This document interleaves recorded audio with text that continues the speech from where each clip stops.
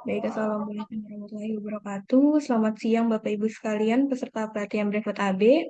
Materi pelatihan sesi siang untuk PPH Potong Pungut akan segera dimulai. Kepada Pak Lukman, waktu dan tempat kami persilakan. Baik, terima kasih Mbak Lisa. Kita lanjutkan ya, teman-teman sekalian. Waktu tinggal 2 jam lagi. Kita masih di PPH pasal 21. Nanti kita masih akan membahas PPH pasal 22, 23, 4 ayat 2 ya. Masih kita lanjutkan ya terkait materi PPH pasal 21, penghitungan menggunakan TER ya. Sebentar.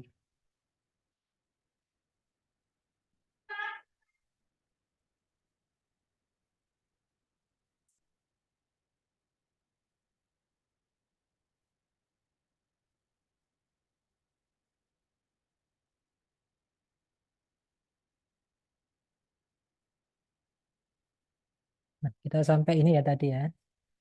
Eh, ini ya. Bagaimana menggunakan TER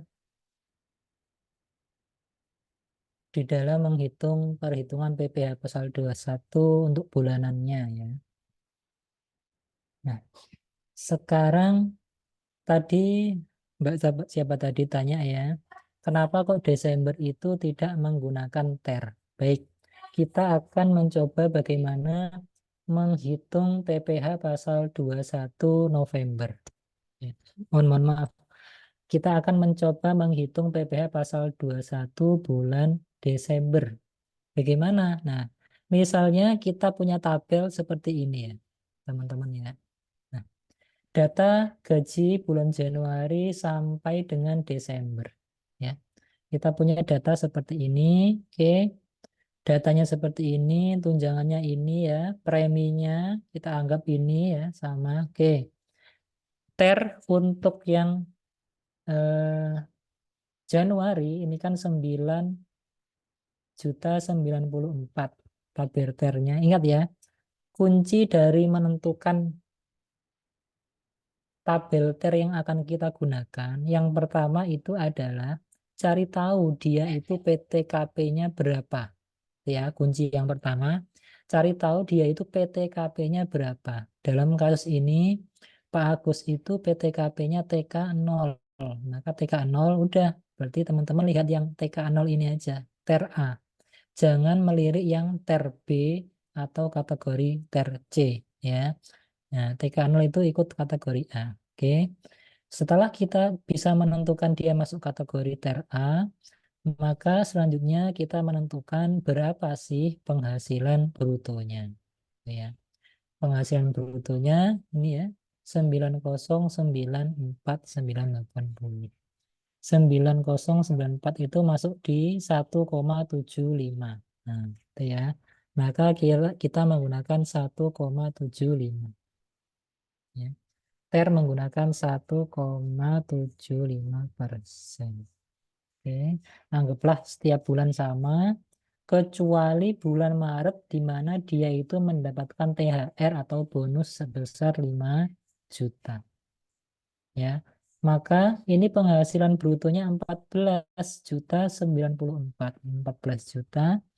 dia masuk di sini ya, masuk 6% dia. Nah, sini masuk di sini. Ya, antara 13 sampai 15. Dia pakai 6%. Maka untuk yang Maret kita pakai 6%. Oke. Desember kita tidak pakai karena Desember tidak boleh memakai TER ya. Hanya Januari sampai November saja. Ya. Nah, PPh pasal 21-nya kita hitung penghasilan bruto dikalikan TER. Oke. Nah, ketemu total pajak penghasilan yang sudah dipotong Januari sampai dengan Desember November itu adalah 243730. Nah, ini ya, ini akan menjawab kenapa kok Desember tidak memakai TER. Oke. Januari sampai November sudah diketahui ya gajinya. PPh-nya ya, anggaplah gajinya tidak ada perubahan ya. Asumsi gaji tidak ada perubahan ya. Kalau ada perubahan ya nanti tinggal disesuaikan. Nah, bagaimana cara menghitung PPh pasal 21 masa pajak terakhir dalam hal ini Desember?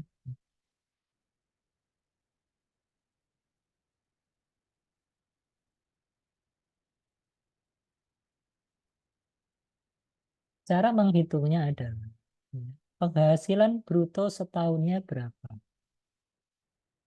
Nah, penghasilan bruto setahunnya sama dengan ini ya. Nah, ini. Bruto setahun Januari sampai Desember. Ini. Bruto setahun. Pengurangnya, nah jangan lupa pengurangnya. 5% dikalikan penghasilan bruto. Nah, ini ya, 5. Ingat, biaya jabatan ya, biaya jabatan itu 5% dari penghasilan bruto ya, maksimal 6 juta. Ya. Khusus menghitung masa pajak terakhir, mekanismenya seperti ini cara ngitungnya. Bukan pakai TER, tapi pakai metode lama seperti ini. Nah, sekarang iuran pensiun. Nah, iuran pensiun ya, tadi yang dibayar ya sama dengan tadi yang jadi pengurang itu adalah ini ya, JHT dan jaminan pensiun yang bisa jadi pengurang. Nah, ini. Nah, ini ya. Kan ini tiap bulannya jadi pengurang. Nah, masalahnya ini setahun, maka ini harus dikalikan 12. Nah, ini ya. Pak, kan dapat gaji 13 misalnya. Apakah nggak dikali 13? Atau dapat THR, apakah nggak dikali 13? Tidak ya. Tetap dikalikan 12. Ya. Oke, total pengurangnya itu ini ya. Sama dengan ini, biaya jabatan ditambah. Nah, 8 juta. Nah, penghasilan netonya sama dengan penghasilan bruto dikurangi 8 juta pengurangan.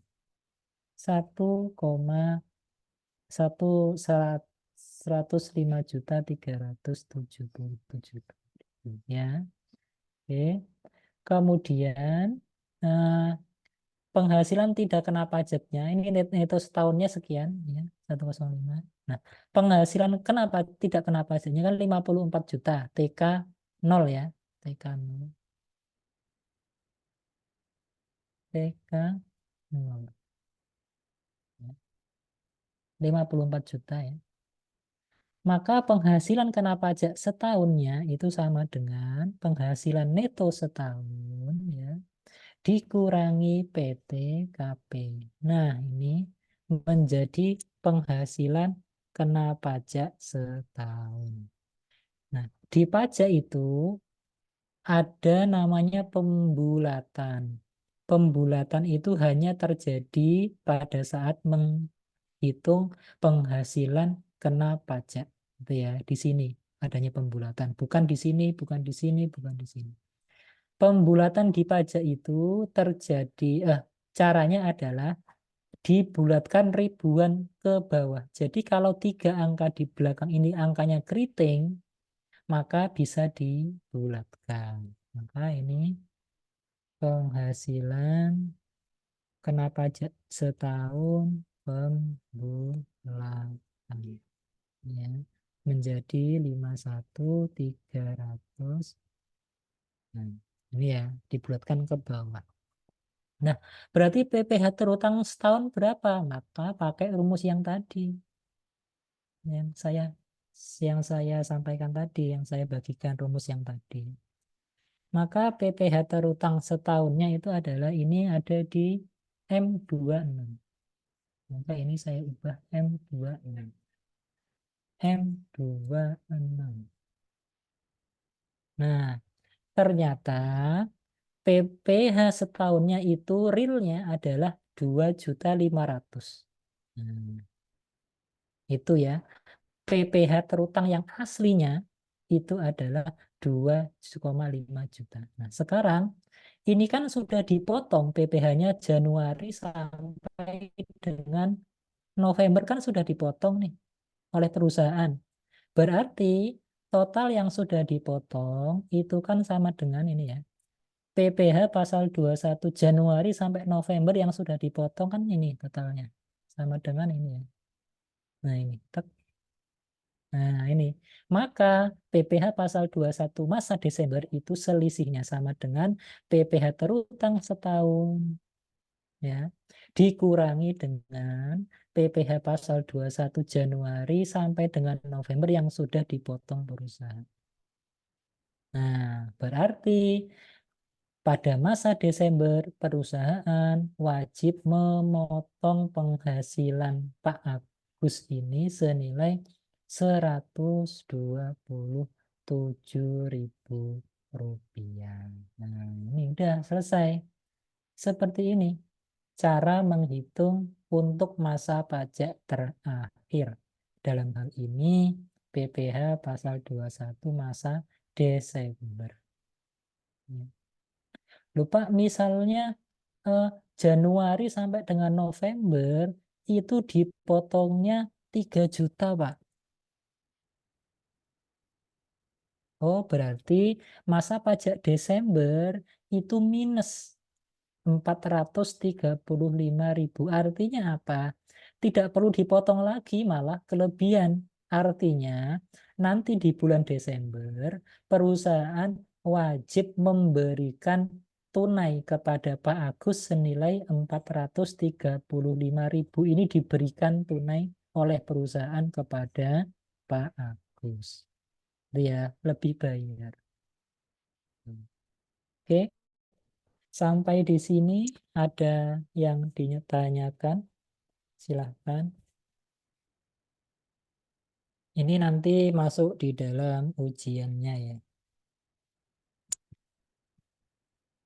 Silakan. Ada pertanyaan Silakan, dari sini? Bapak Ibu, apakah ada pertanyaan? Silakan jika ada pertanyaan, boleh langsung ditanyakan kepada Pak Lukman.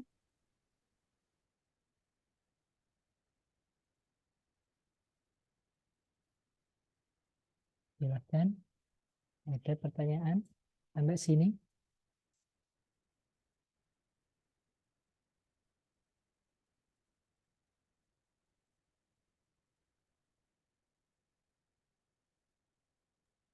Belum ada sepertinya ya, Pak. Belum. Sudah paham atau bingung ya? Nah, ini ya. Nanti di soal ujiannya ya seperti ini kira-kira ya. Itu jawaban mengapa masa pajak terakhir itu tidak menggunakan rumus TER ya. Ini. Oke, kita masih dalam tahap menghitung loh ini ya. Nah, ini masih ada tahapan selanjutnya. Oke, Pak, setelah kami hitung, oke, sudah tahu cara menghitungnya. Terus sekarang bayarnya bagaimana, Pak? Nah, ini ya, termasuk ini. Ini kan dipotong nih setiap bulan nih. Ini juga harus dibayarkan. Nih. Harus disetorkan ke kas negara oleh si perusahaan. Ya. Nah, ini harus disetorkan. Storenya pakai apa? Bagaimana caranya? Dengan membuat ID billing. Ya. ID billing. Storenya pakai ID billing. Cara membuat ID billing bagaimana, Pak? Ini ya, masuk akun ini, akun DJP online, ya, ya, akun DJP online, ya, masukkan NPWP-nya, ya, nanti akan bisa login. Sebentar ya, saya login sebentar.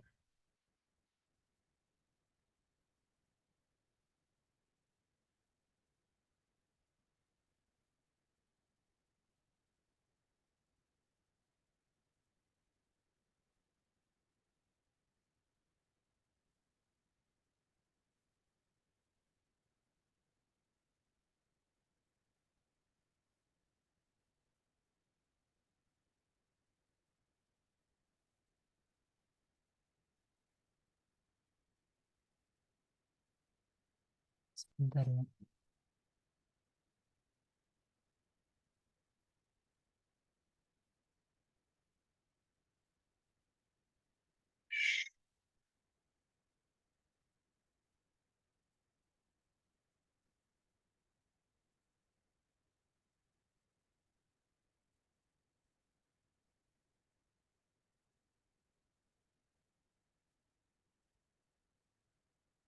Nah, ini contoh akun saya ya, NPWP saya, perusahaan saya misalnya. Nah, cara bayarnya adalah masuk di menu ini, di JP Online, masuk aja NPWP-nya, plus passwordnya, klik bayar, kemudian create billing. Nah, langsung ini dibuat billingnya. Ini ya, contoh, ingat ya, jenis pajak itu banyak sekali. Jangan sampai salah ya.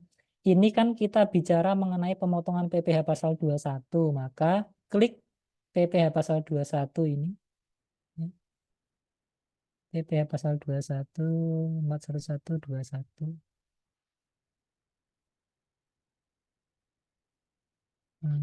Ini ya. Jenis setorannya pilih 100. Nah, misalnya mau bayar pajak masa Januari, masa Februari, dan seterusnya nanti tinggal menyesuaikan. Terus tahunnya 2024 misalnya.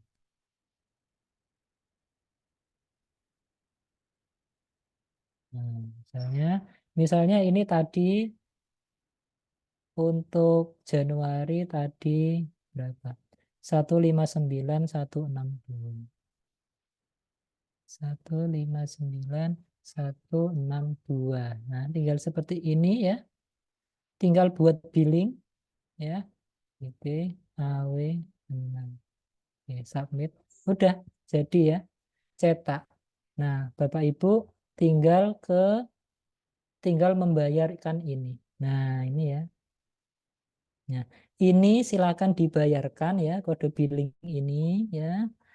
Bisa dilakukan di ATM, internet banking atau Tokopedia, kantor pos juga bisa. Ya, seperti itu. Selanjutnya, Pak, setelah hitung kan bayar sudah bayar tadi ya, bayar sudah buat billing. Nah, sekarang dilaporkan ya, jangan sampai nggak dilaporkan. Melaporkannya ada di menu ini ya, tetap di menu ini.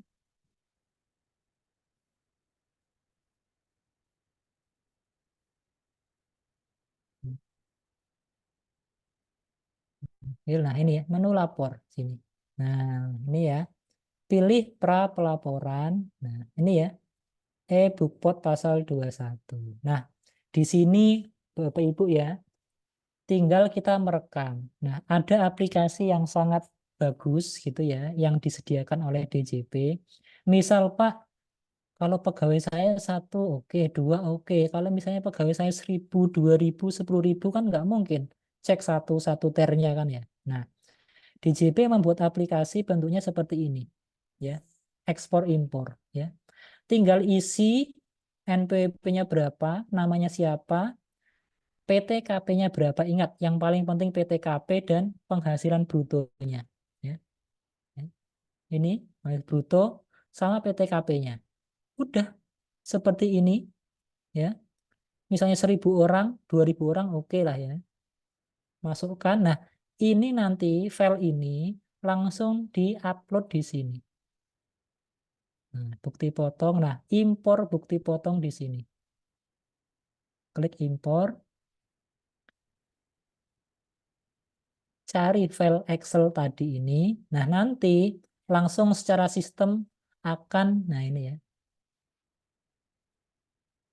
Nah, ini. Nanti ya, ini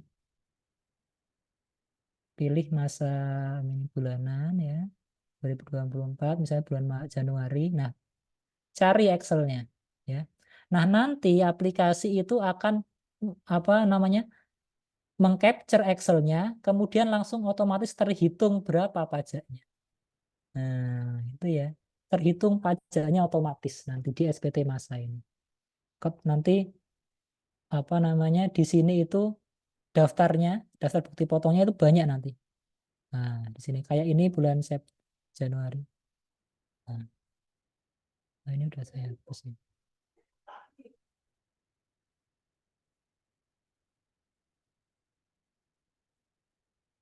Sudah saya hapus. Oke, nanti akan muncul di sini ribuan ya yang telah direkam. Itu ya. Jadi file ekspor impor ini berguna untuk mempercepat pekerjaan kita sebagai bagian keuangan dalam menghitung PPh pasal 21 yang harus dipotong. Udah tinggal next aja, laporkan nanti selesai pelaporan. Nanti di YouTube juga banyak tutorialnya. Itu ya. Itu untuk TER ya, pegawai tetap. Pegawai tetap. Sampai di sini ada pertanyaan, Bapak Ibu? Masih pegawai tetap, belum pegawai tidak tetap, belum bukan pegawai gitu ya. Gitu ya. Ada pertanyaan? Silahkan.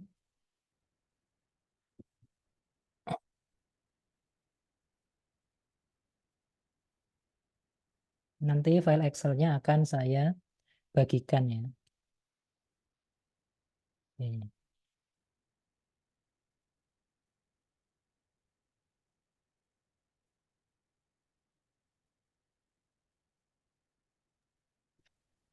Silakan Bapak Ibu, apakah ada pertanyaan? Boleh langsung tanyakan kepada Pak Lukman jika ada pertanyaan.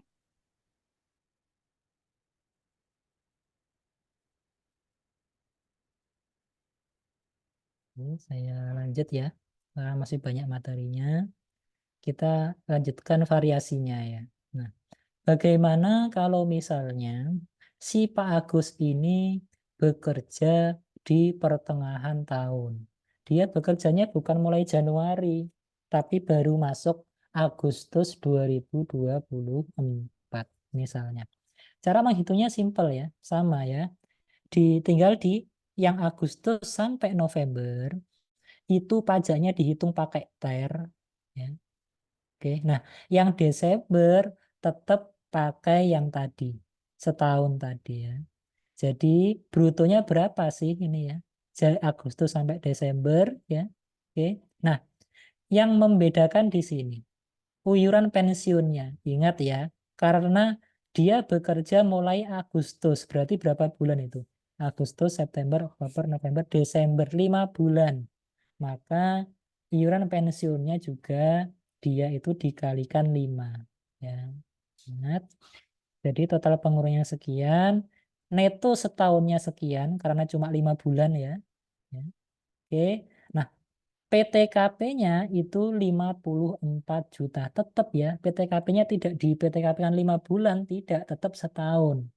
Nah, penghasilannya netonya itu 41, PTKP-nya 54 juta. Artinya apa? Tidak ada pajak yang harus dibayarkan oleh Pak Agus. Kenapa? Karena PT penghasilannya neto setahun di bawah PTKP. Lupa ini kan sudah terlanjur dibayar Pak yang ini. Pakai TER ini yang Agustus sampai November.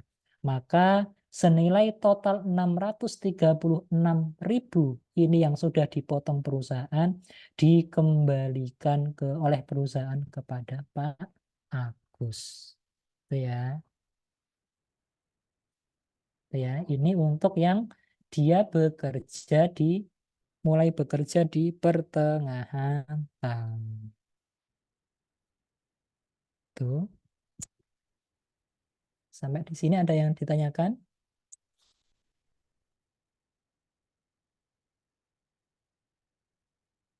Silahkan jika ada yang ditanyakan.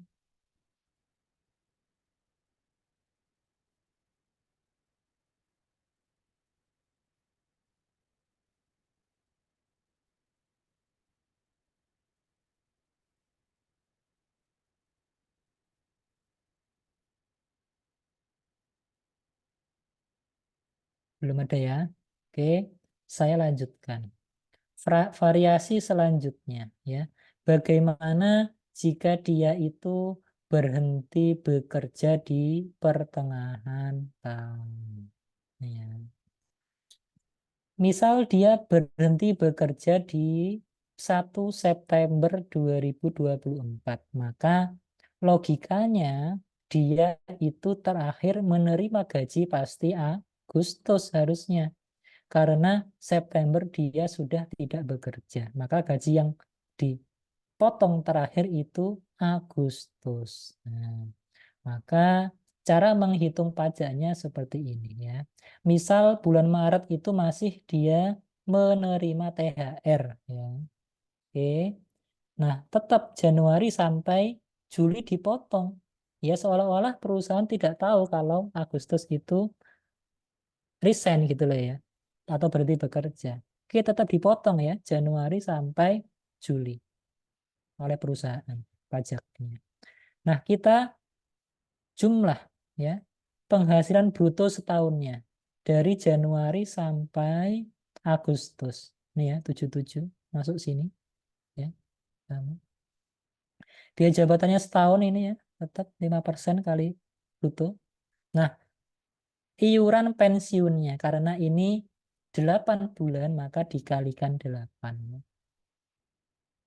Kalau nggak ada iuran pensiun ya ya udah dikosongin aja ya. Nah, total pengurangnya 5 juta dan seterusnya. Nah, ini. Nah, jadi PPh terutangnya dalam hal dia itu berhenti di 1 September, ternyata PPh terutang sesungguhnya itu cuma 889.192 rupiah. Tapi perusahaan itu sudah memotong PPh pasal 21 dari Januari sampai Juli itu 1.862.000. Nah, ini.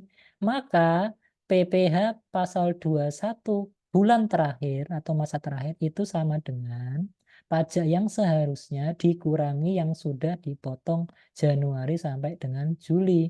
Sama dengan minus 911.000. Artinya apa? Kembali terjadi kelebihan pemotongan pajak. Maka perusahaan wajib mengembalikan 911.000 ini kepada Pak Agus. Itu ya. Nih. Udah ya, ini masih sama treatmentnya. Antara yang masuk kerja di pertengahan tahun dengan berhenti bekerja. Kemudian selanjutnya itu ada perbedaan ya. Jika berhentinya itu dikarenakan mohon maaf meninggal. Itu ada perbedaan.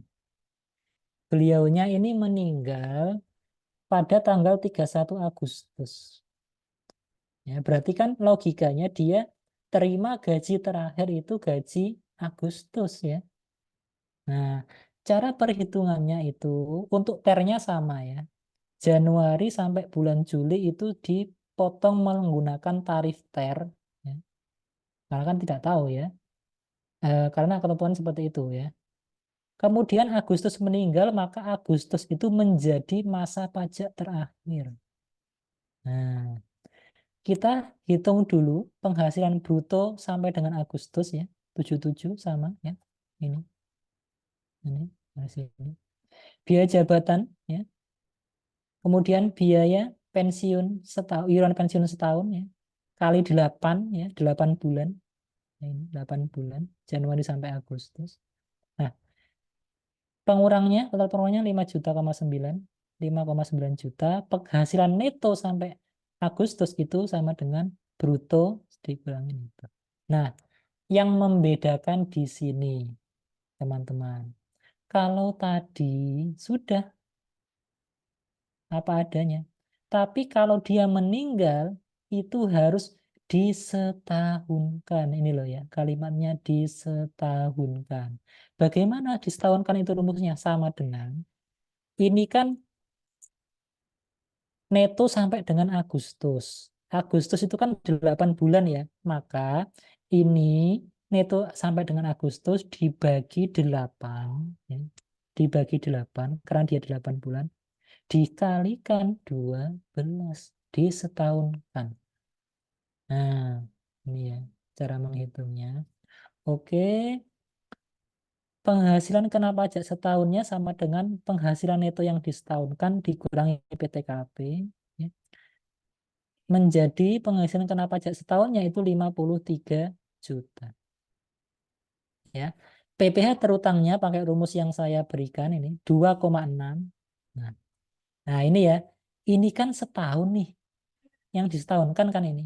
Karena dia pakai setahun tadi ya. Dikalikan 12. Berarti PPh terutang sampai dengan Agustus saja itu rumusnya sama dengan ini. PPh 21 terutang setahun dibagi 12 dikalikan 8 karena dia 8 bulan kerjanya. Nah, sini. Ini PPh terutang yang asli 1,7. Namun PPh pasal 21 yang sudah dipotong Januari sampai dengan Juli itu 1,8. Nah, jadi PPh pasal 21 bulan Agustus sama dengan yang seharusnya dipotong yang sudah dibayar. Minus lagi 11.000. Artinya terjadi kelebihan pembayaran sebesar 11.000. Dan ini harus dikembalikan ke almarhum. Ini ya yang meninggal. Itu ya yang membedakan. Disetahunkan dengan setahun. Sampai sini ada yang ditanyakan, teman-teman? Silahkan.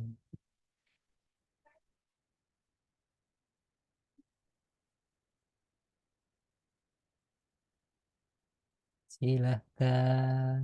Apakah sudah pada lelah nih? Silakan Ada teman-teman, pertanyaan? jika ada pertanyaan.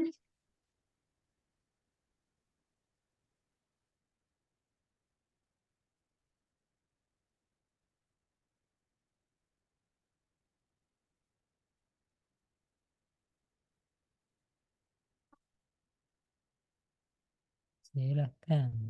Jika ada pertanyaan.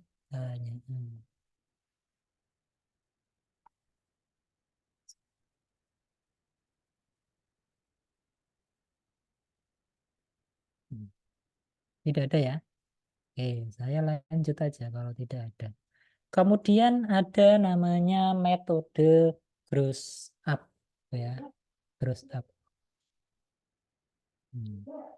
Hmm. Kadangkala ada ini ya, kalau misalnya kadangkala Bapak Ibu atau teman-teman itu ada iklan gitu ya, lowongan pekerjaan gitu ya. Eh, Nanti gajinya tanpa dipotong pajak. Nah, gitu. Kadang ada iklan seperti itu ya. Saya pernah menjumpai. Gaji tidak dipotong pajak. Nah, itu sebenarnya dipotong pajak, cuma gajinya dinaikkan. Itu ya. Sama dengan gross up seperti itu. Misalnya ada orang yang misalnya mau kerja itu ya. Gajinya berapa? Misalnya gini. Mbak Lisa kerja di tempat saya gaji 8 juta. Nah, oke, deal setuju. Kemudian Mbak Lisa bilang, Pak, saya pengennya 8 juta itu terima bersih ya. Pokoknya wis terserah gimana, pokoknya ada pajak, ada apapun itu, pokoknya saya pengennya setiap bulan saya terima bersih 8 juta. Hmm, itulah namanya metode gross up. Jadi si pegawai itu pengennya bersih segitu gitu. Nah, contoh di sini ada pegawai yang dia itu pengennya bersih, terima gaji bersih sebulan 8 juta. Nah, maka caranya itu adalah kita sebagai perusahaan bisa melakukan gross up sepanjang keuangannya perusahaan itu mendukung. Itu ya. Nggak apa-apa kalau bosnya oke, nggak apa-apa. Aku gross up deh gitu penghasilannya. Nah, ya silakan gitu ya. Oke. Nah, cara gross up itu adalah seperti ini. Ini agak agak susah ya. Contoh, 8 juta. Nah, 8 juta itu kan ikut ter A ya. Ini misalnya taruhlah ter A ya, PTKP TK0. Nah, 8 juta itu masuk ter A itu ikut 1,5, ikut di sini. Tarif 1,5. Maka cara menggross up-nya itu adalah ini ya, sama dengan ya, sama dengan ini 8 juta ya, dikurangi ya 100% kalikan dikurangi mohon maaf salah. 8 juta dikalikan 100% dikurangi 1,50. Nah, oh salah. Kok dikalikan dibagi, mohon maaf. Nah, ini. Jadi gajinya nanti akan naik menjadi 8,1. Berarti yang diterima oleh pegawai gajinya kan ini sama dengan pajaknya kan ini, dipotong pajak ini.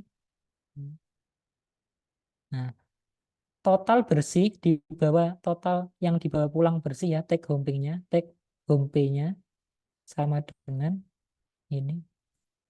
Nah, itu dia terima bersih 8 juta. Itu ya. Pak kok susah sih Pak rumusnya tadi ya? Susah. Saya juga ngafalinnya lama ini. Nah, ini cara gross up juga bisa dipakai tadi rumus kalkulator ini. Kalkulator pajak ya. Masuk sini ya. Klik. Nah, ini aja. Pakai ini ya. Daripada saya tadi ribet ya. Sini bulanan ya. Gross up ini ya. Supaya tetap gross up. Pilih gross up ini. 8 juta. Dia mau terima bersih 8 juta. Nah, oke. PTKP-nya TK 0. Oke, masukkan 258 M3. Hitung. Nah, tuh. Jadi penghasilannya dinaikkan menjadi 8 juta 121.827. Kena tarif 1,5, maka PP apa 121-nya 121.827. Maka yang dibawa pulang adalah 8 ini dikurangi pajaknya. Udah bersih 8 juta. Si pegawai tersebut membawa pulang uang. Itu ya. Sampai di sini ada yang ditanyakan, Bapak Ibu? Silakan. Terus apa? Silakan teman-teman dari yang sudah Pak Lukman sampaikan, apakah ada pertanyaan? Boleh langsung ditanyakan kepada Pak Lukman jika ada pertanyaan.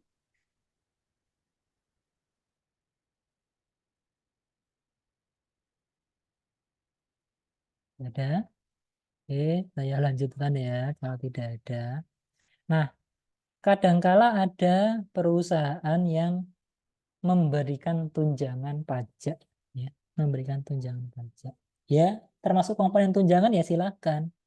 Maka karena tunjangan pajak itu termasuk komponen penghasilan, maka dia ditambahkan di penghasilan bruto. Jadi totalnya adalah misalnya dia gajinya 8 juta, dapat tunjangan pajak 300.000, maka penghasilan brutonya itu adalah 8 juta ditambah 300.000. Jadi 8,3. 8,3 juta itu pakai TER 1,5, maka pajaknya 124. Ya. Nah, ini ada perbedaannya terkait dengan gross up sama tunjangan. Pak, bedanya apa, Pak? Sama-sama ada tambahan pajak yang ditanggung oleh perusahaan, subsidi, gitu ya. Nah, kalau metode gross up ya, pajak yang ditanggung oleh perusahaan, ini kan nanti kan dibayarkan perusahaan nih, itu tidak bisa ya, dijadikan pengurangnya di apa namanya di laporan laba rugi. Tapi kalau untuk tunjangan pajak itu bisa dijadikan pengurang. Ini nanti adanya di apa? Adanya di ini di bab PPh badan ya, teman-teman ya. PPh badan tiga eh, besoknya lagi 2 minggu lagi. Ya, itu sekilas saja. Oke, ini untuk pegawai tidak pegawai tetap ya. Pegawai tetap aja udah memakan waktu berapa ini? 3 jam, hampir 4 jam pegawai tetap ya. Belum pegawai tidak tetap. Nah, ini ya. Saya langsung cepat aja ya.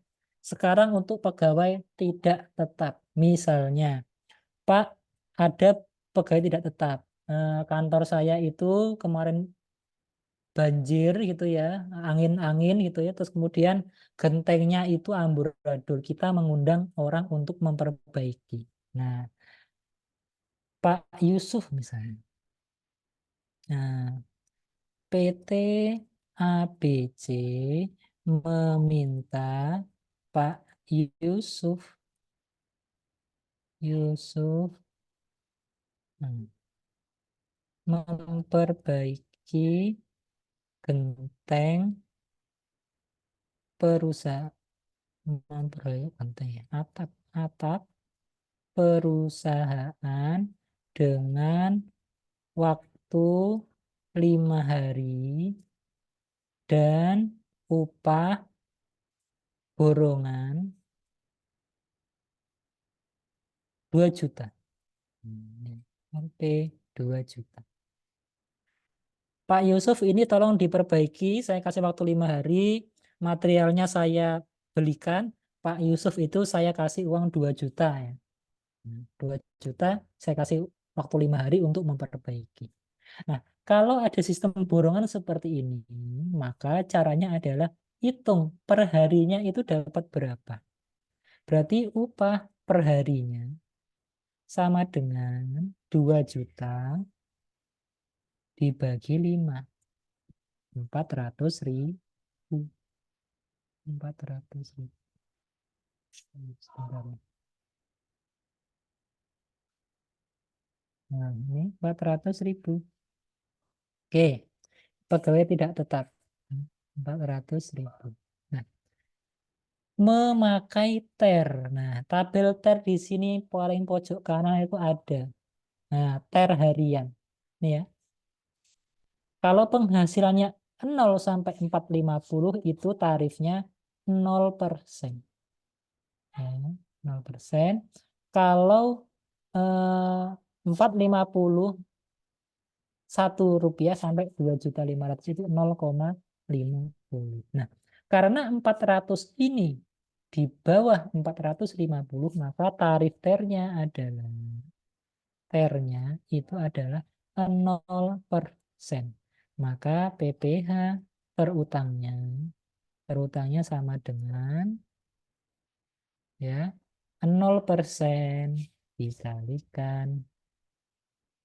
Nah, jadi dikenakan pajak cuma tarifnya 0%. Ya. Ini harus dibuat setiap hari dan dibuatkan perusahaan wajib membuat bukti potong PPh pasal 21 dan menyerahkan bukti potong tersebut kepada Pak Yusuf. Ini ya. Cara membuat bukti potong gimana? Tadi ya di aplikasi ini. Aplikasi ini. Membuat bukti potong. Ya. Oke. Ini contoh pegawai tidak tetap. Sekarang bukan pegawai. Misalnya PT ABC mengundang Ustadz Ustadz Ustadz Ustadz Abdul untuk memberikan ceramah menjelang buka puasa di perusahaannya misalnya ya ada acara buka puasa mengundang ustadz untuk melakukan ceramah keagamaan gitu ya. Kemudian honornya itu taruhlah 700.000. Honor 700.000. Nah, karena Pak Ustadz itu termasuk penceramah, ya, penceramah tadi mana penceramah, ya. Nah, ini. Pak Ustadz itu termasuk penceramah. Nah, ini ya. Sementara penceramah itu tergolong bukan pegawai, maka cara menghitungnya adalah seperti ini. PT ABC wajib memotong pajak penghasilan. Ya, caranya adalah honornya berapa? Honornya 700.000. Ya, honornya 700.000. Nah, bedanya adalah kalau misalnya bukan pegawai, itu sudah tidak menggunakan TER. Hmm. Nah, DPP-nya itu 50% dari upahnya. Sama dengan 50% dikalikan. Nah, PPh pasal 21-nya sama dengan 5% dikalikan. Nah, berarti atas atas peristiwa ini PT ABC wajib memotong PPh pasal 21 sebesar 17.500. Dalam hal Pak Ustadz ini tidak punya NPWP, maka PPh pasal 21 yang dipotong 20% lebih tinggi. Maksudnya gimana? Ini kan tadi 5% dikalikan ini ya. Maka kalau dia tidak punya NPWP, maka dikalikan 120. Nah, dua. Nah, ini ya. Maka pajaknya itu menjadi jika tidak ber-NPWP. Pak, masa nanyain NPWP-nya Pak Ustadz kan malu, Pak. Nah, ini ya, nanti silahkan dirundingkan. Tapi memang ketentuannya ya formalnya seperti itu. Itu ya. Pak, kok macam-macam ya? Tadi pakai ter, ini nggak pakai ter, terus gimana kok semakin pusing nih? Semakin puyeng ya. Nah, itu ada di sini. Nah, ini ya. Ada di sini skemanya ya. Silahkan kalau ada waktu dibaca. Nah, ini ya. Seperti ini. Ada skemanya. Tadi yang bukan pegawai itu ini ya. Nih, kali 50% tuh. Itu ya. Tadi pegawai tidak tetap ini ya. Hmm, yang saya jelaskan. Hmm. Itu untuk PPh pasal 21 ya. Kurang 1 jam saya gunakan untuk membahas PPh yang lain. Sampai di sini ada pertanyaan, Bapak Ibu, teman-teman. Maksud dari TER itu ini ya. Latar belakangnya ini. Yang lama itu ada berbagai skema dan itu memberatkan. Nah, itu ya. Maka dianggap dengan adanya TER ini nih ya, memberikan kemudahan ya, dan penyederhanaan. Gitu ya. Oke, itu untuk PPh pasal 21. Ada pertanyaan? Tentu ini sangat jauh ya dari apa ya beberapa variasi yang ada di undang-undang, tapi ya saya ambilkan yang pokok-pokoknya saja yang kira-kira sering terjadi di suatu perusahaan. Ya. Ada pertanyaan PPh pasal 21 sebelum saya lanjutkan PPh pasal 22?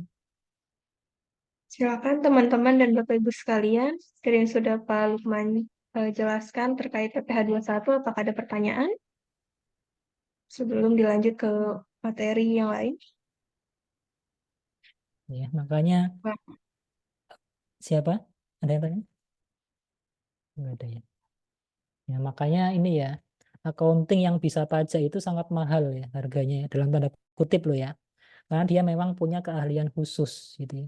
Jangan sampai gara-gara perusahaan itu tidak mempunyai apa namanya ya, bagian yang mengerti pajak itu perusahaan malah rugi gitu ya.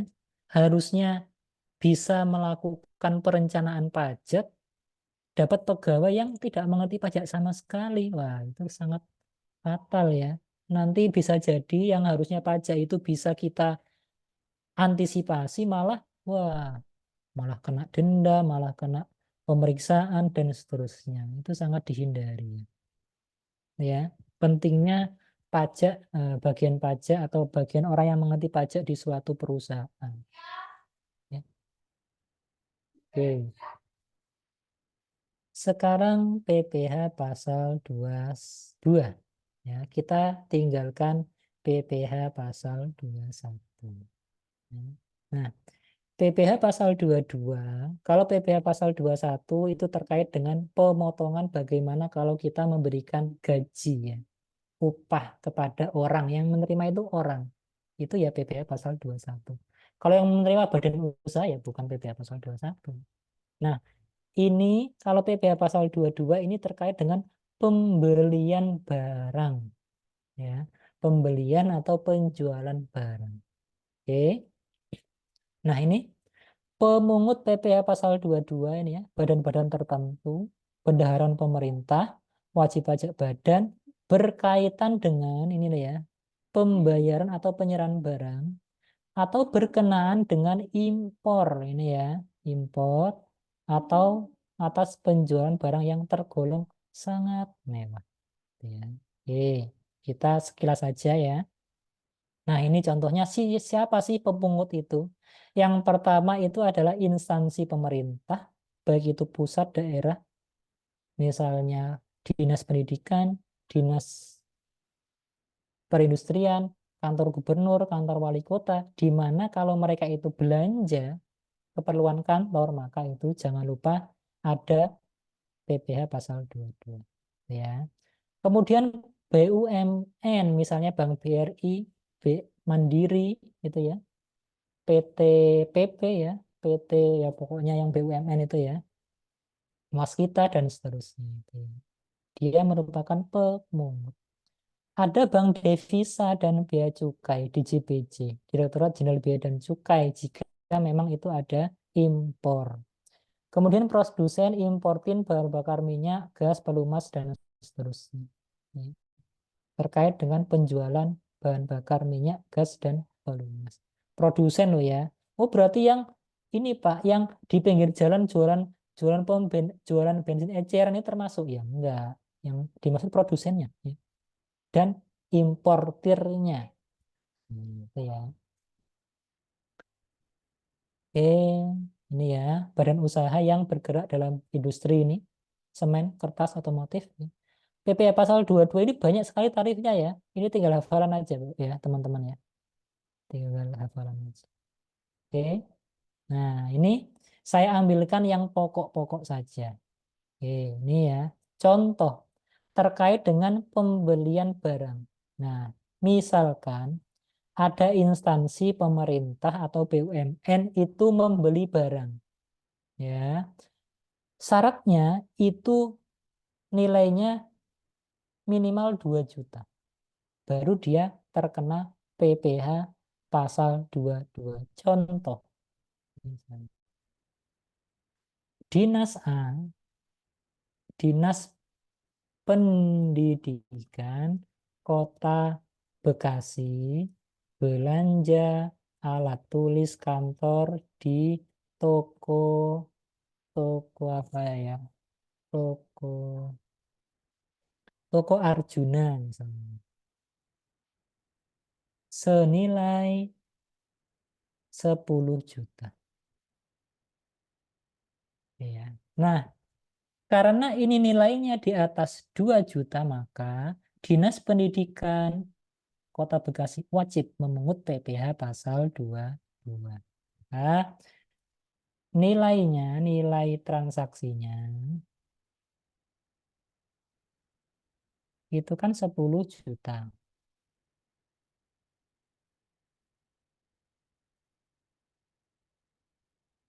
Nah, DPP-nya, ingat ya, DPP itu dasar pengenaan pajak.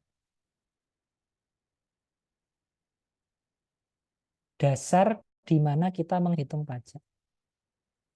Itu sama dengan 10 juta. Ya, sama ya.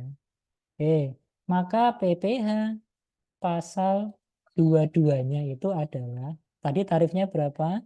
1,5 tarifnya. Tidak termasuk PPN loh ya.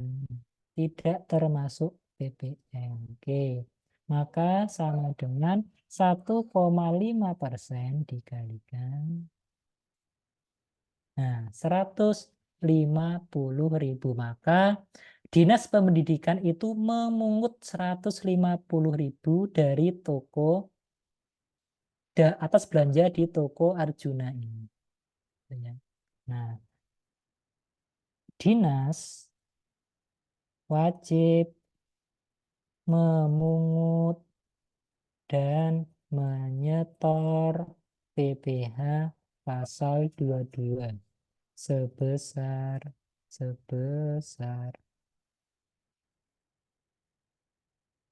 nah ya ini kemudian dinas wajib membuat bukti potong atau pungut PPh pasal 22 ya dan menyerahkannya kepada toko Arjun. Ya. Jadi wajib. Kenapa? Membuat bukti potong sebagai bukti bahwasannya pajaknya, penghasilannya itu sudah dipotong pajak. Karena yang 150.000 ini nanti akan dipakai PT Arjuna untuk mengurangi pajak di akhir tahun, pajaknya CV Arjuna. Ya. Nah, bukti potong PPh pasal 22 itu bentuknya seperti ini. Ya. Ini contoh bukti potong pungut PPh pasal 22 yang harus dibuat oleh dinas. Ya. Toko Arjuna itu harus meminta ini dari dinas. Ya. Nah, bukti potong yang asli, yang terbaru itu harus berbarcode, ada barcode-nya. Kalau tidak ada barcode-nya, itu palsu. Nah, bukti potong ini yang membuat adalah dinasnya. Cara buatnya itu adalah login di aplikasi DJP online-nya si bendaharawan dinas itu. Nanti tinggal direkam transaksinya, jadilah bukti potong seperti ini. Ini bukti potong ini sangat perlu ya, karena yang dipotong ini nanti jadi pengurang pajak di akhir tahun. Sama kayak tadi, PPh pasal 21 kan dikurangi pajak yang sudah dibayar Januari sampai November. Baru dibayarkan selisihnya yang Desember. Sama ini juga nanti. Kalau tidak dapat bukti potong ya nggak dapat pengurang. Kasihan tokonya. Ya kan? Itu ya mengenai PPh pasal 22 terkait belanja dengan bendaharawan pemerintah. Itu ya. Tadi Pak, ini kan nilai di luar PPN. Iya. Kalau ada PPN-nya gimana? Maka PPN-nya harus dikeluarkan terlebih dahulu. Misalnya, Dinas Pendidikan Kota Bekasi belanja toko ATK di toko Arjuna senilai 10 juta, ya, termasuk PPN. Nah, ternyata di 10 juta ini ada PPN-nya. Nah, caranya menghitung PPh pasal 22-nya gimana? Nah, ini ya, tidak termasuk PPN. Oh, berarti di dalam 10 juta kan ada PPN. Maka PPN-nya itu harus dikeluarkan terlebih dahulu. Nah, oke. Cara mengeluarkannya gimana? Cara mengeluarkannya itu adalah PPN itu kan tarifnya 11% sekarang. Ya. Nah, maka caranya adalah DPP-nya sama dengan 100 dibagi 111 dikalikan nilai. Nah, ternyata dasar pengenaan pajaknya itu kan 9 menjadi 9 juta. Maka PPh pasal 22-nya sama dengan 1,5% dikalikan dengan DP. Nah, maka PPh pasal 22 yang dipungut itu 135.000 rupiah. Biasanya kalau transaksi dengan bendaharawan itu include PPN biasanya. Jadi cara ngitungnya ya seperti ini. PPN-nya harus keluarkan terlebih dahulu.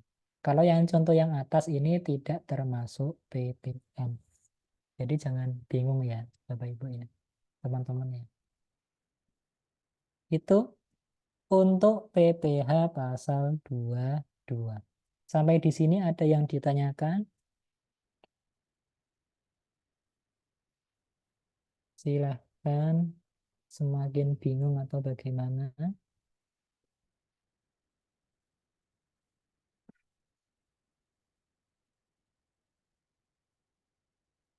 Silahkan, teman-teman. Pasti dulu kuliah tidak mungkin seperti ini ya pembahasannya. Kalau brevet itu memang harus praktek ya. Nggak mungkin brevet itu teori, pasti praktek. Ya. Praktek dengan kondisi atau kasus gitu ya. Karena diharapkan setelah lulus dari brevet itu ya sudah bisa menghitung gitu ya. Tidak hanya berteori, tapi sudah bisa menghitung, melapor gitu ya. Syarat menjadi konsultan pajak itu juga salah satunya harus punya sertifikat brevet ya. Kalau sudah punya sertifikat brevet apakah langsung bisa jadi konsultan? Tidak, harus diuji lagi ya. Gitu ya. Harus ikut uji. Ini ada pertanyaan. Berarti untuk pajak yang terutang itu disetor melalui toko Arjuna itu atau bagaimana, Pak? Jadi kalau transaksi seperti ini, maka yang menyetor PPh pasal 22 itu adalah si dinasnya. Membuat billingnya, loginnya login NPWP dinas. Ya, pakai NPWP dinas. Gitu, Mbak ya. Nanti yang nyetor dinasnya.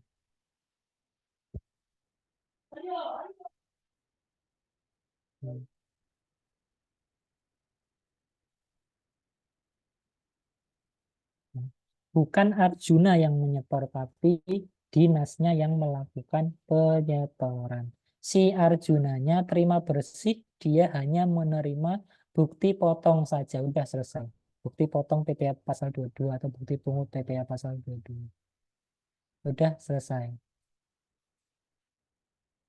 Kadangkala dinas itu tidak memberikan bukti potong, nah itu dikejar biasanya. Hmm, iya. Oke, sampai sini ada pertanyaan? Tidak ada ya? Saya teruskan untuk kasus PPh pasal 22. Hmm. Nah, terkait impor. Ya. Nah, kalau misalnya ada perusahaan yang melakukan impor, impor itu memasukkan barang dari luar negeri ke dalam negeri. Nah, ya. Nah, ada namanya API, ada non-API, dan tidak dikuasai.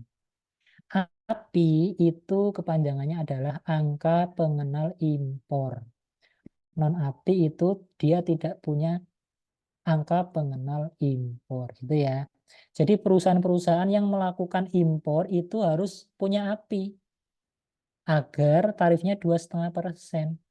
Kalau tidak punya API itu 7,5%. Ini tidak dikuasai apa, Pak? 7,5. Kadangkala di bea cukai itu ya, Mas Nizar barangkali tahu, kadangkala ada barang impor dari luar negeri. Nah, sampai Indonesia tidak diketahui ini punya siapa ini barang-barang ini. Nah, itu ya. Nah, kalau misalnya tidak diketahui, barang itu nanti akan dilelang, maka akan dikenakan PPh pasal 22 juga. Oke, oke, kita bicara yang API dan non-API saja ini. Nah, API dikenakan 2,5% dan atau 7,5% dari nilai impor. Nah, nilai impor itu rumusnya adalah CIF, cost, insurance, dan freight, plus bea masuk, plus pungutan lainnya, yang dikenakan berdasarkan ketentuan Undang-Undang Pabean dengan tetap menggunakan kurs KMK. Contoh, ya. Contoh seperti ini, ayo silakan dibuka Excel-nya ya. Ini ya. Misalnya, PT ABC itu mempunyai API mempunyai angka pengenal impor. Dia itu mengimpor sebuah mesin dari China dengan data sebagai berikut ya.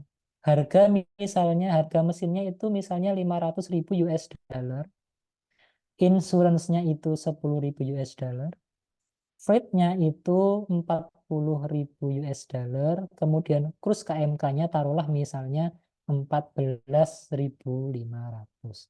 Pertanyaannya, berapakah PPh impor atas mesin tersebut? Nah, cara menghitungnya seperti ini. Ini akan masuk nanti di soal ujiannya. Harganya berapa? 500 US dollar. Ini ya. Harganya 500 US dollar. Masih dalam US dollar. Insurance-nya itu 10.000 US dollar. Freight-nya 40.000. Nah, CIF-nya itu sama dengan cost ditambah insurance ditambah freight. 550. Nah, bea masuk. Bea masuk itu umumnya 20% ya.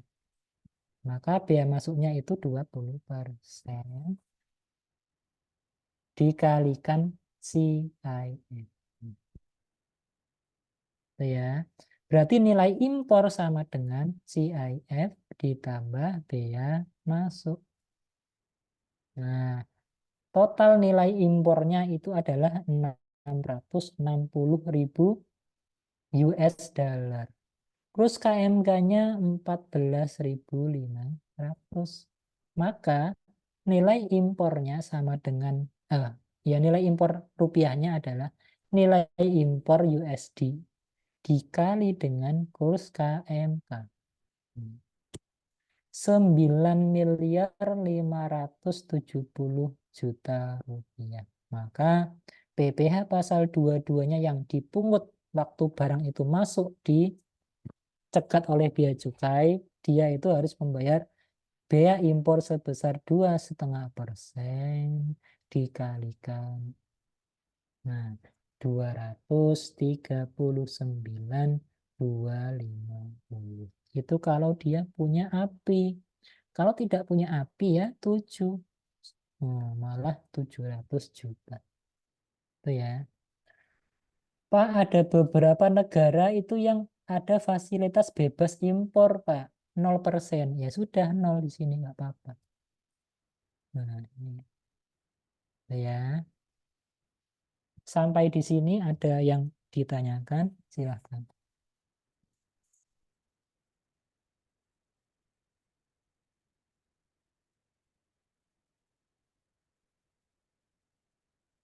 Silahkan, semakin sepi nih.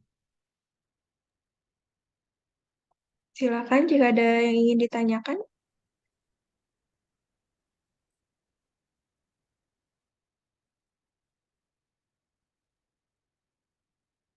Silahkan.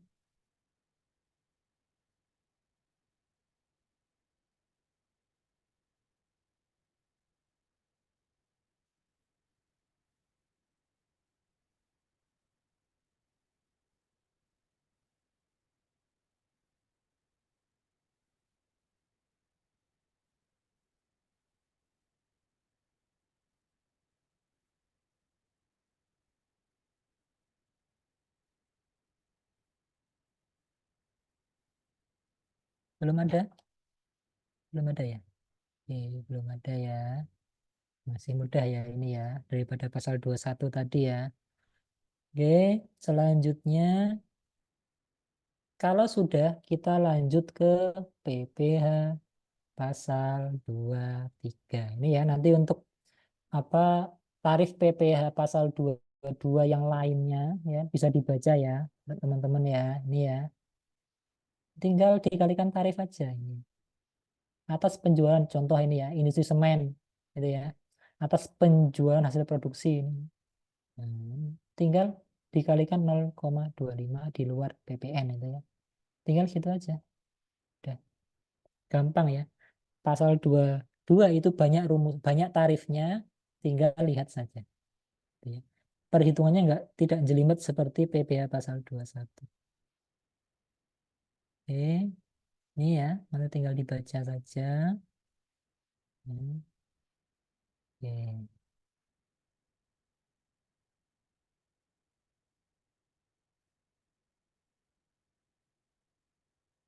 Nah, ini ada yang dikecualikan ya. Pemungutan nanti bisa dibaca sendiri ya. Ada impor barang yang apa namanya yang dikecualikan juga ada ya. Nanti bisa dibaca sendiri. Oke. Sekarang kita menginjak PPh pasal 23. Kalau tadi PPh pasal 21 itu terkait dengan kita memberikan gaji upahnya kepada orang pribadi. Kemudian PPh pasal 22 terkait dengan penjualan atau pembelian barang ya. Oh iya, mohon maaf ya. Ini saya ulangi lagi PPh pasal 22 yang mana? Ya. Nah, ini contoh. Ini saya ulangi lagi ya. Ini kalau misalnya yang beli itu dinas pendidikan. Ada seperti ini. Nah, kalau misalnya yang beli itu beda. Ada PT Indofood, PT maaf ya. PT Indofood itu belanja ATK di toko Arjuna senilai 10 juta. Apakah kena PPh pasal 22?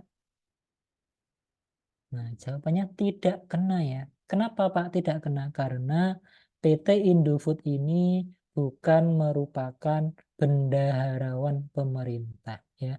PT Indofood ini bukan merupakan instansi pemerintah. PT Indofood ini bukan merupakan BUMN. Jadi, kalau PT Indofood itu belanja ATK di toko Arjuna, ya tidak kena PPh pasal 22. Seperti itu ya. Oke, itu sedikit tambahan. Kemudian lanjut di PPh pasal 23. Nah, PPh Pak, pasal izin 2. Pak. Oh Pak, iya, izin Pak tanya Pak. iya Mas Waris, kaget saya. Iya, maaf saya. Tadi pas baru ke apa namanya baru ada kepikiran pertanyaan ini, Pak. Jadi ada Ya. pernah saya lihat itu saya kasih contoh langsung, Pak ya. Mm-mm. Eh, importasi yang dilakukan oleh perusahaan tapi atas nama instansi pemerintah. Oke, ya. Sebagai contoh seperti ini. Instansi kepolisian eh, apa namanya impor alat komunikasi melalui Mm-mm. PT A seumpamanya. Nah, tapi karena dia tidak melakukan impor hanya sebagai notify party aja, Mm-mm. itu pajaknya termasuk pasal 22-nya itu terkena seperti apa, Pak? Dari kepolisiannya atau dari seperti apa gitu saya kurang paham maksudnya. Nah, Itu kemana, Pak? kalau misalnya Pak ada kepolisian Pak. Nah, kepolisian itu kan instansi pemerintah ya Mas Nizar ya. Instansi pemerintah ya. Ya, Nah, dia itu taruhlah dia itu butuh HT. Ini. Ternyata HT ya, ini tidak dijual di Indonesia. Spesifikasi yang ya, diminta itu ternyata adanya di luar negeri. Gitu ya. betul, Maka betul. dia itu menyuruh misalnya polisi, instansi instansi instansi instansi pemerintah ya. Dia itu butuh barang yang adanya di luar negeri. Dia Ya, menghubungilah PT OK. PT OK tolong dong oke. saya carikan HT yang spesifikasinya A B C D. Oh, PT OK siap. Nah, PT OK itu dapat barang, ternyata barangnya adanya di Jerman. Oke, berarti yang mengimpor itu nanti atas PT OK, Mas. Hubungannya adalah hubungan instansi pemerintah dengan PTOK hanya sebatas instansi pemerintah itu belinya di PTOK. Dia tidak Ya, peduli PTOK itu belinya di Amerika, di Indonesia, di Jerman. Yang penting aku mesennya di PTOK. Nah, ya, PTOK kan dia itu mengimpor akhirnya. Nah, nanti yang menanggung PPh pasal 22 itu ya PTOK-nya. Oleh karena ya, itu, karena PTOK itu menanggung PPh pasal 22, sebisa mungkin PTOK sebelum menerima pekerjaan dari pemerintah ini, instansi pemerintah, dia perhitungkan marginnya. Jangan sampai marginku tergerus gara-gara ada PPh impornya. Termasuk nanti ada PPN impornya juga gitu loh Mas. Itu ya. Jadi iya berarti tetap ada PPh pasal 22-nya yang menanggung PTOK-nya, bukan instansi pemerintah. berarti kena dua kali kiri kanan Pak ya. Waktu Iya, impor dan ah, waktu penjualan. iya benar. Cuma itu nanti bisa jadikan kredit pajak, Mas. Bisa dijadikan pengurang pajaknya di akhir tahun. Yang mana Pak? Keduanya atau satu Iya, aja? dua-duanya, dua-duanya. Oh, baik, Gitu baik. ya, Mas. Boleh, dua-duanya. Baik, Baik Pak. itu PPh pasal 22 atas impornya atau PPh pasal 22 waktu dia penjualan ke instansi pemerintah. Pak, kredit pajak itu Baik. apa? Nah, itu nanti ya. Di pertemuan minggu Ya. depan dan minggu keduanya. Itu Mas ya. Baik, baik. Sama Mas, dulu itu kantor saya itu beli lift. Kantor pajak beli lift adanya di Cina. Gitu ya. Tetap yang import yang kena ya yang kita perusahaan yang tekanan kita itu bukan instansinya. Itu Mas ya. Baik. Semoga menjawab ya. Ya, terima kasih. Oke. PPh pasal 23 sekarang ya. PPh pasal 23 ini terkait dengan penyerahan jasa ya. Jasa ya yang berasal dari modal ya. Merupakan pajak yang dipotong atas penghasilan yang diperoleh atau yang diterima atau diperoleh WP dalam negeri, baik itu badan maupun orang pribadi maupun BUT dari modal ya dan penyerahan jasa atas penyelenggaraan kegiatan selain yang telah dipotong PPh pasal 21 gitu ya. Nah, tarifnya PPh pasal 23 ini hanya ada dua, yaitu 15% dan 2%. Ya. Terkait apa? Yang 15% itu contohnya adalah bunga, dividen, royalti, hadiah, atau penghargaan selain yang diatur di pasal 21.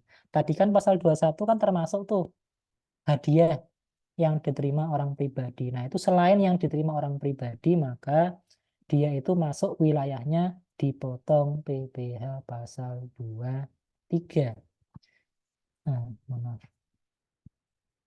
Nah, ini. Nah, bunga. Bunga di sini itu adalah bunga yang diterima oleh badan, gitu ya. Contohnya gimana, Pak? Misalnya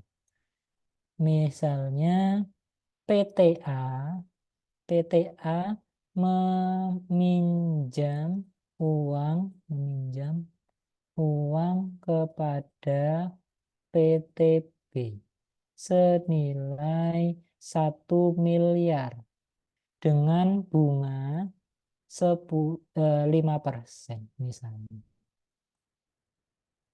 5%. Maka atas transaksi ini nanti PTB itu kan memberikan bunga ya kepada PTA. Nah, bunganya kan sama dengan ini, sama dengan bunga. Sama dengan 1 miliar dikalikan 5%. Ini bunganya ya. Nah, PTB ini akan memberikan bunga kepada PTA karena meminjami uang. Maka PTB itu harus memotong PPh pasal 23 sebesar 15%.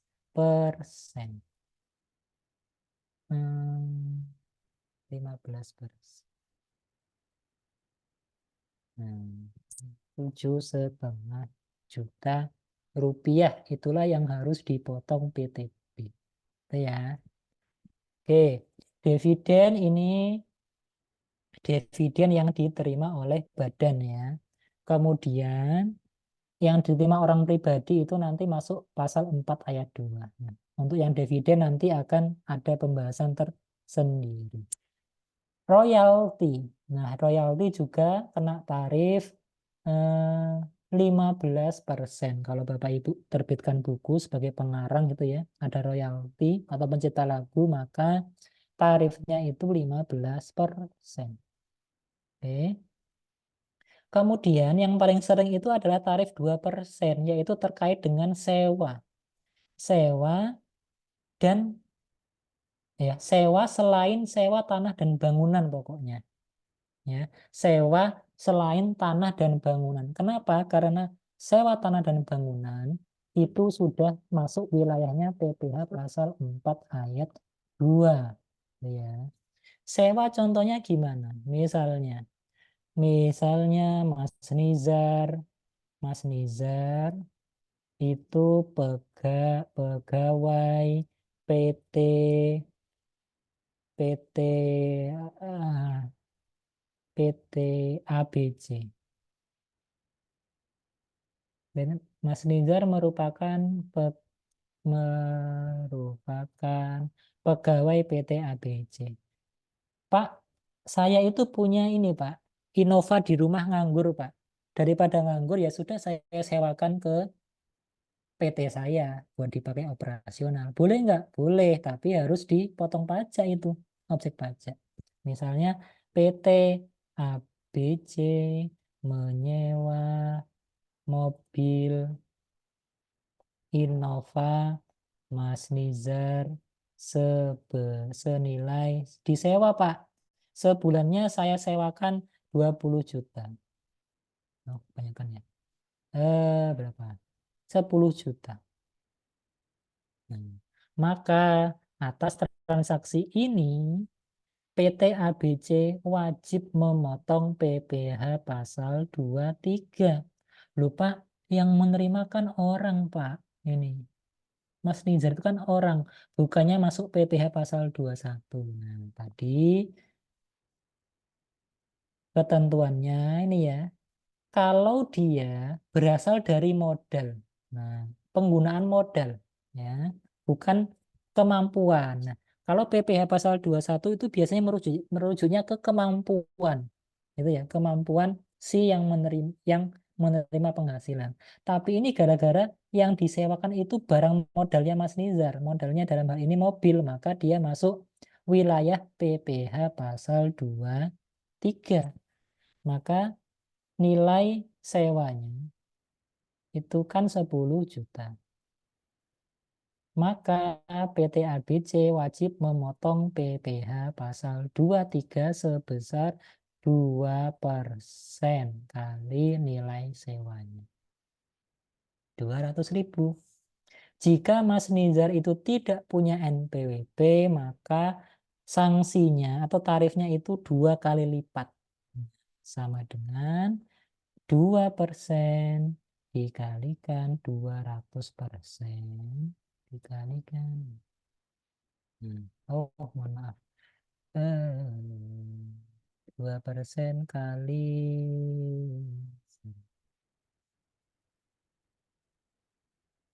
Mohon maaf ya. 2%. 200% lebih tinggi. 2 kali lipat. Maka dipotong 2 kali lipat. Ya. Sampai di sini ada pertanyaan?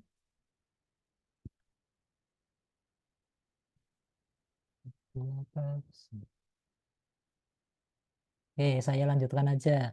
Nah, ini ya. Nah, itu termasuk sewa ya, sewa plus ini ada jasa. Ya. selain yang diatur di pasal 21. Yang paling sering itu misalnya PT ABC memperbaiki truk perusahaan di PT Carfix. Nah, jadi PT ABC ini punya truknya rusak, kemudian diperbaiki di PT Carfix. Nah, misalnya nilai kwitansi perbaikannya itu totalnya dia kena 15 juta.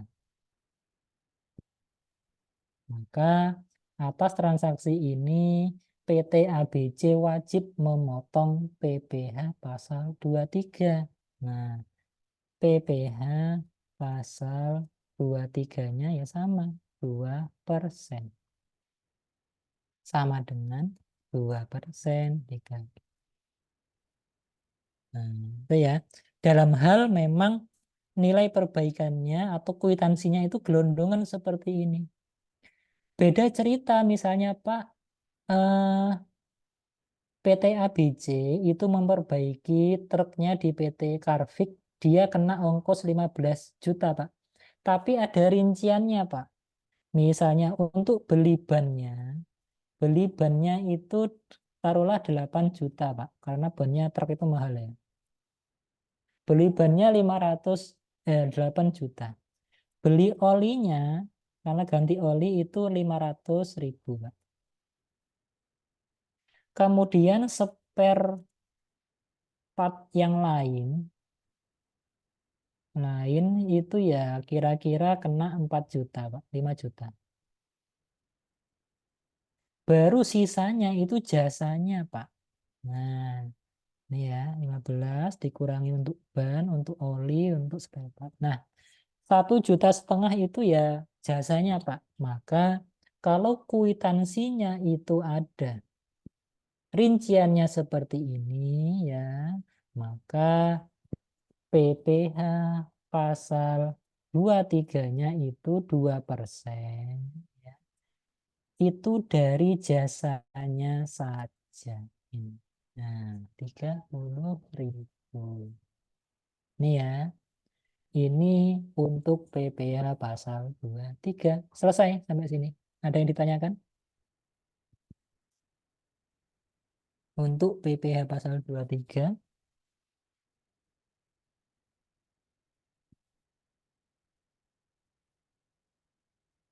Silahkan ada yang ditanyakan.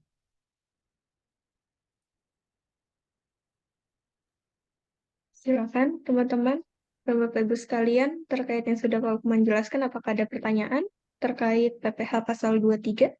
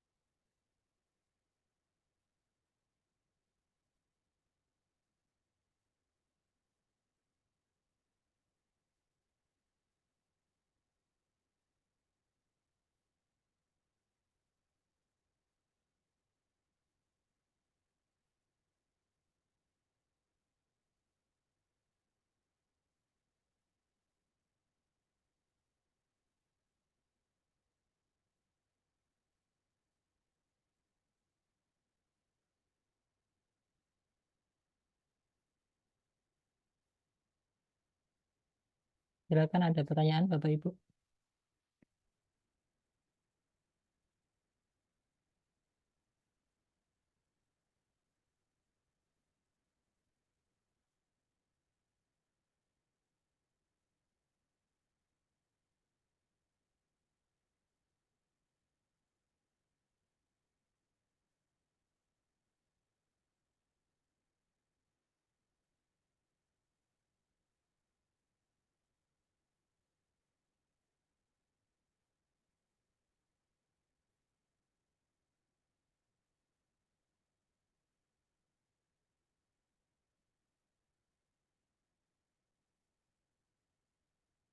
Tidak ada ya.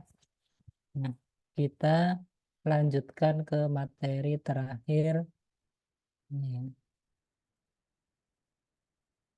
Materi terakhir yaitu PPH pasal 4 ayat 2.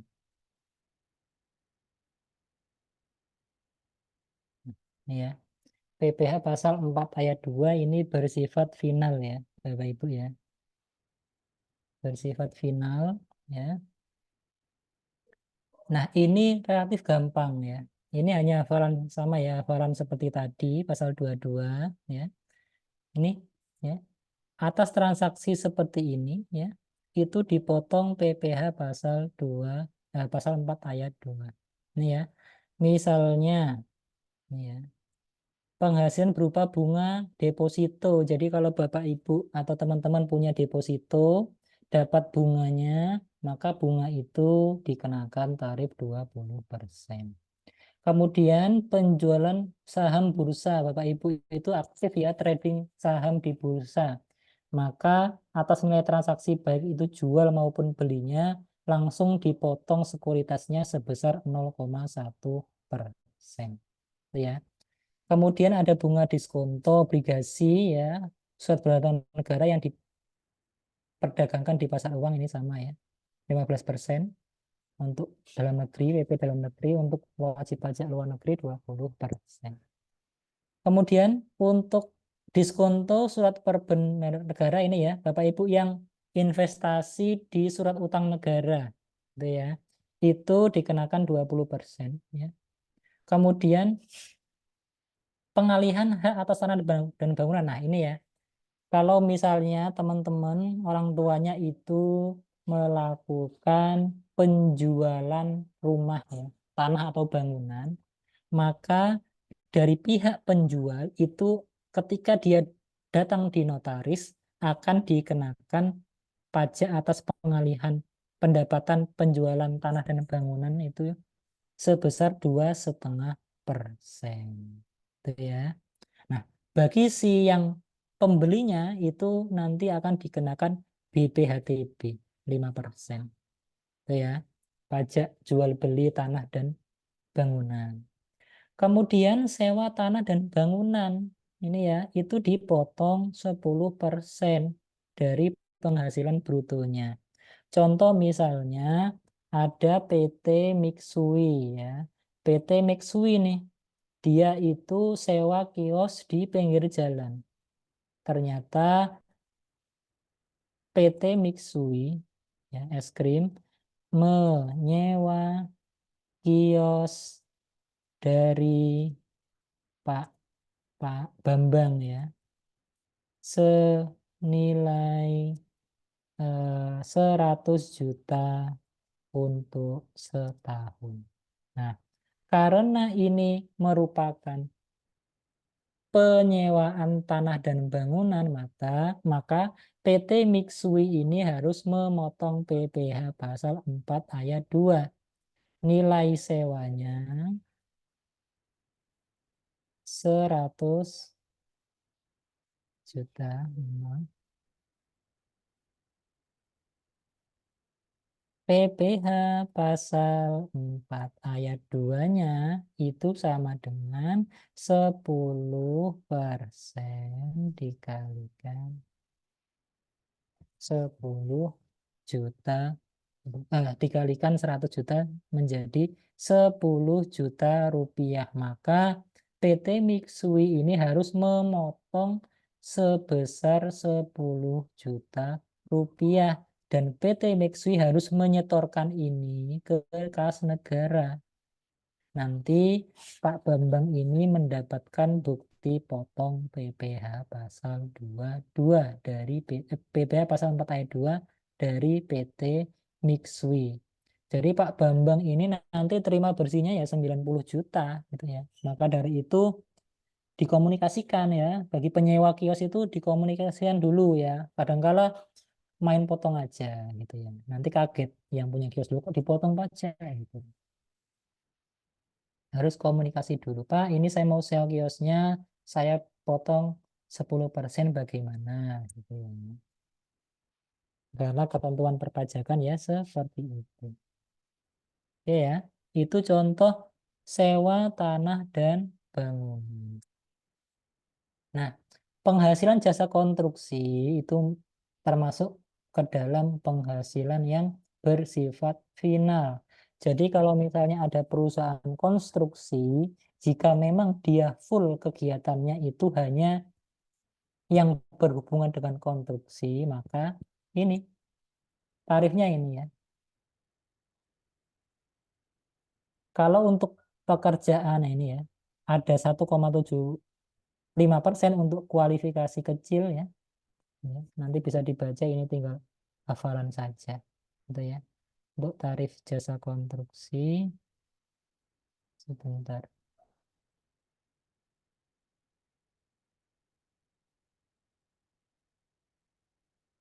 Hmm. Nah, ini ya, tarif jasa konstruksi bisa nanti dilihat-lihat. Ini ya. Konstruksi itu terbagi menjadi tiga, ada konsultasi konstruksi, pekerjaan konstruksi, dan pekerjaan konstruksi terintegrasi. Itu tarifnya beda-beda ya. Dilihat ini. Kalau dia badan usaha dan perseorangan bersertifikat ya 3,5.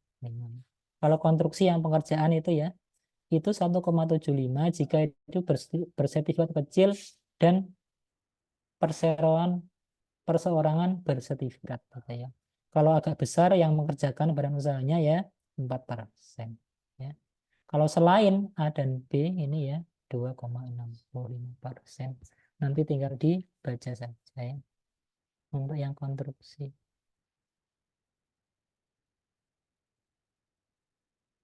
Ya. Kemudian dividen yang diterima oleh orang pribadi. Nah, ini ya yang menjadi highlight atau yang apa ya cukup sering ditanyakan. Pak, saya itu punya dividen, Pak. Dapat dividen dari perusahaan saya, PT ya. Eh, nah, dulu sebelum adanya PMK ini ya, sebelum adanya Undang-Undang Ciptaker, dividen itu tarifnya 10%, teman-teman. Misalnya, eh, misalnya Mas Nizar punya nah, mendapatkan dividen dari PT yang dimiliki, misalnya PT ABC, sebesar 100 juta bagian laba ya, dividen. Nah, dulu sebelum Undang-Undang Ciptaker kemudian diubah menjadi Undang-Undang HPP, PT ABC itu harus memotong 10% dulu ya. Nah, setelah adanya Undang-Undang HPP, itu diberikan pilihan. Tidak dipotong 10% sepanjang Mas Nizar ini menginvestasikan ke instrumen investasi. Apa saja daftarnya? Ya, instrumen investasinya itu. Nah, ini contohnya. Oh, bentar, salah.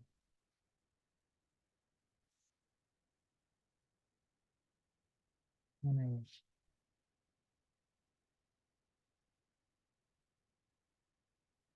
Investasi. Ya, dicari di Google ya. Jenis investasi bebas pajak. Ini ya. Nah, ini ya.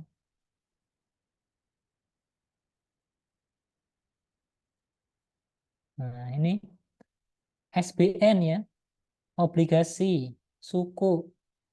Nah, dan seterusnya ini ya.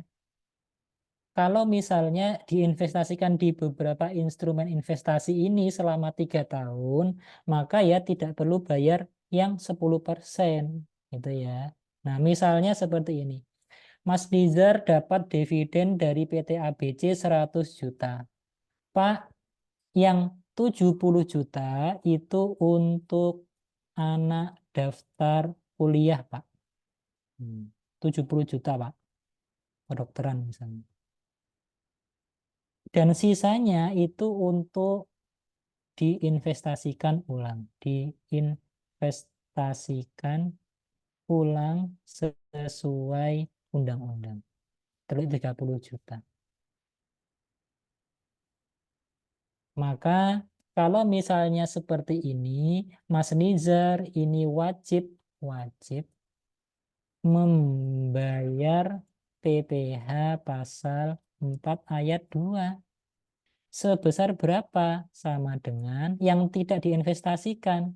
Sama dengan 10% dikalikan 70. Harus dibayar PPh pasal 4 ayat 2 atas dividen yang tidak diinvestasikan sesuai dengan undang-undang. Ya, ini dividen. Kemudian selanjutnya uang pesangon atau uang pensiun ini ya. Nanti bisa dibaca ya tarifnya ya sesuai dengan PP 60, PP nomor 68.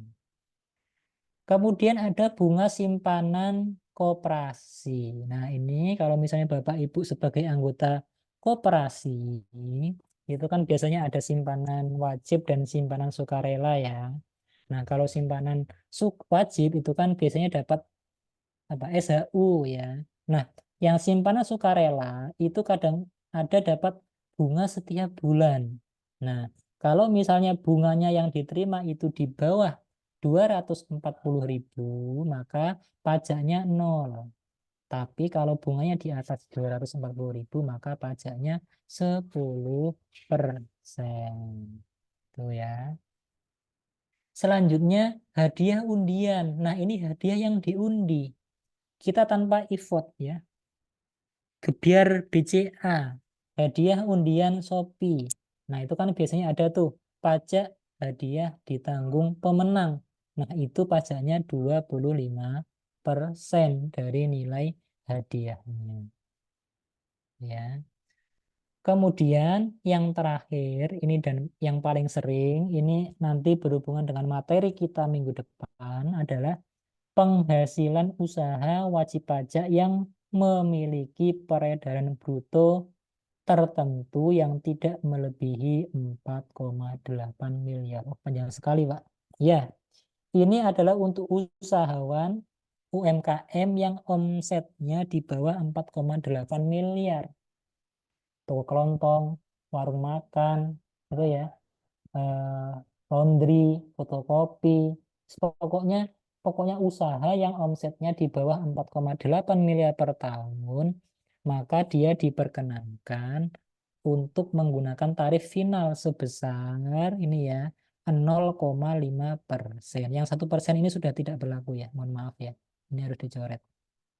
Ya. Nah, nanti ini akan kita elaborasi, akan kita jelaskan di pertemuan minggu depan. Udah selesai ya. Terima kasih. Ada pertanyaan? Silakan. Kurang 5 menit. Silakan teman-teman, Bapak Ibu sekalian, apakah ada pertanyaan dari yang sudah Pak Lukman sampaikan? Atau mungkin yang ingin berdiskusi, silakan. Silakan, ada waktu 5 menit.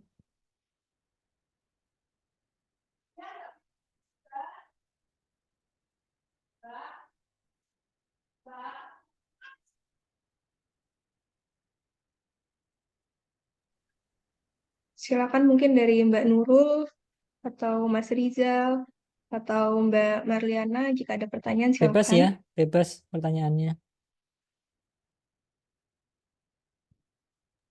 Nanti untuk file tambahannya boleh dikirimkan Oh ke ya, saya ya, Pak. file materinya saya.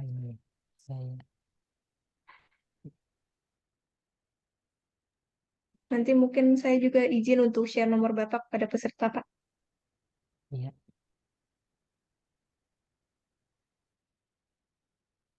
ya, silakan Bapak Ibu kalau ada pertanyaan ya. Saya izin kirim materi ke Mbak Lisa.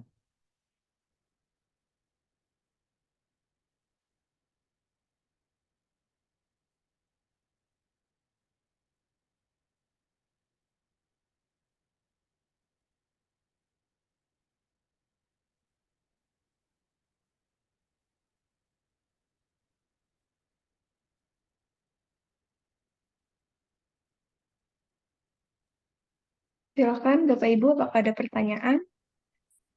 Atau mungkin apakah sudah cukup? Silakan jika ada pertanyaan.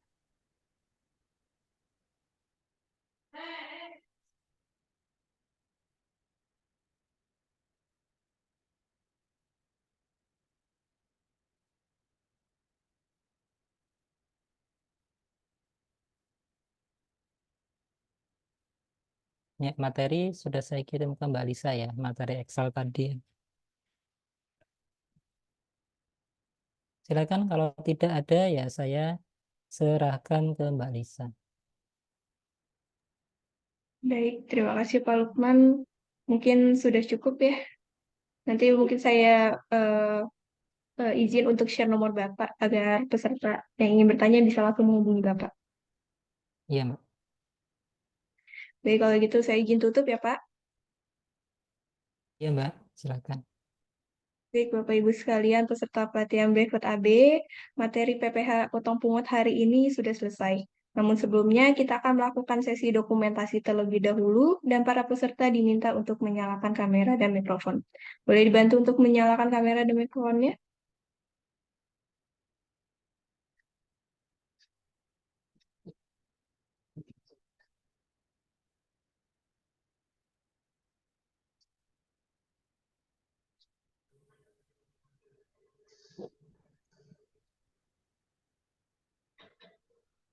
Mbak Alvita.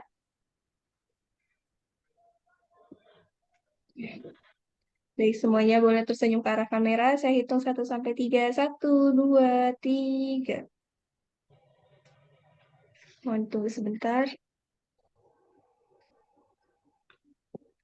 Ya, sudah. Selanjutnya kita akan bersama-sama mengucapkan terima kasih kepada Pak Lukman. Terima kasih banyak Pak Lukman untuk materinya hari ini. Terima kasih Mbak Lisa dan teman-teman. Terima kasih, Pak. Dan Pak Lukman sudah bisa menjalankan ruang Zoom meeting. Sekali lagi terima kasih ya Pak. Selanjutnya akan ada beberapa informasi yang akan kami sampaikan. Di antaranya yang pertama, kami akan mengirimkan link rekaman materi pelatihan hari ini ke grup WhatsApp.